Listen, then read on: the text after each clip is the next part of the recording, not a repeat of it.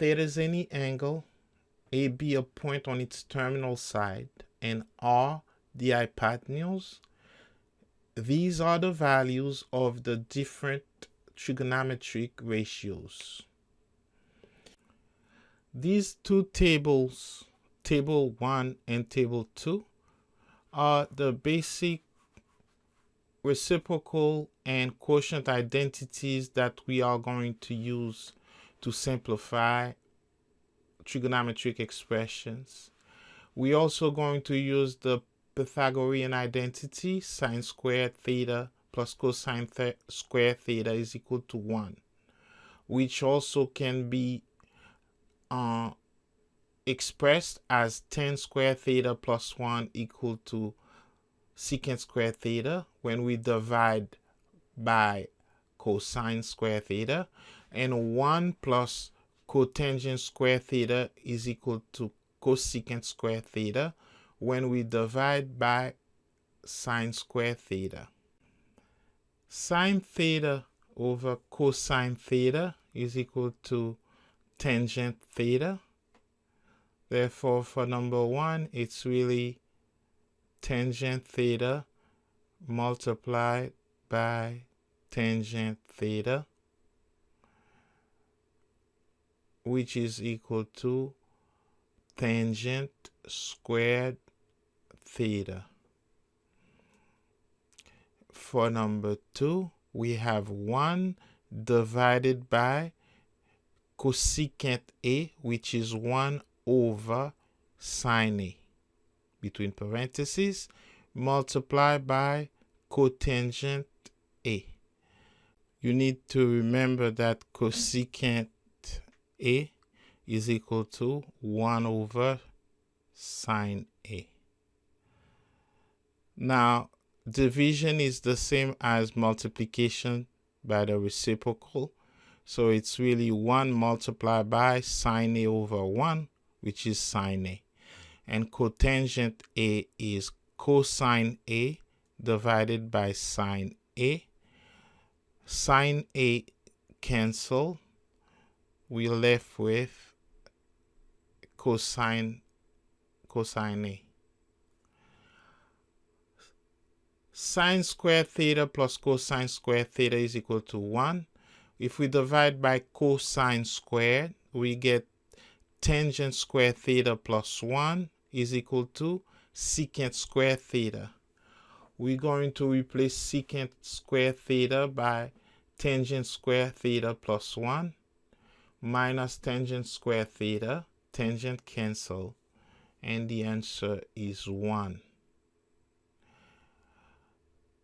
For number 4, we have tangent B divided by sine B, which is really tangent B multiplied by 1 over sine B.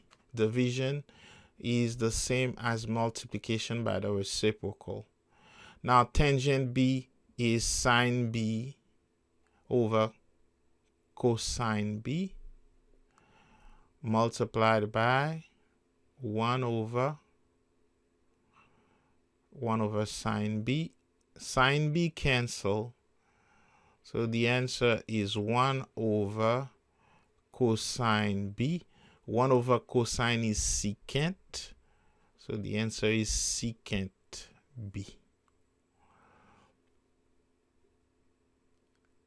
1 minus cosine squared. Well, sine squared theta plus cosine squared theta is equal to 1. We're going to try to find 1 minus cosine squared. So sine squared theta is equal to, when we transpose cosine squared theta, 1 minus cosine squared theta. So 5 becomes the square root of sine squared theta, which is the absolute value of sine theta. Remember that the square root of a squared is equal to the absolute value of a. Secant squared x minus 1 can be found from the Pythagorean identity. We just have to subtract 1 from both sides. And tangent square theta is equal to secant square theta minus 1. Therefore, we'll have the square root of tangent squared x divided by tangent x. Final answer, the absolute value of tangent x over tangent x.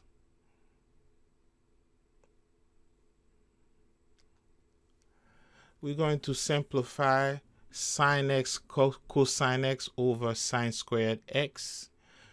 We'll keep the numerator the way it is, sine x cosine x. We'll expand the denominator, sine x times sine x. Sine squared x is equal to sine x times sine x.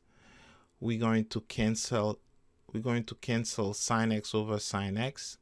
The answer is cosine x over sine x, which is cotangent x. For number 2, we have cotangent theta divided by sine theta. Cotangent is cosine theta over sine theta divided by sine theta multiplied by 1 over cosine theta, which is equal to secant theta. Cosine theta over sine theta multiplied by 1 over sine theta. Division is the same as multiplication by the reciprocal, multiplied by 1 over cosine theta. Now, cosine theta are going to cancel. We'll get 1 over sine squared theta, which is equal to cosecant square theta.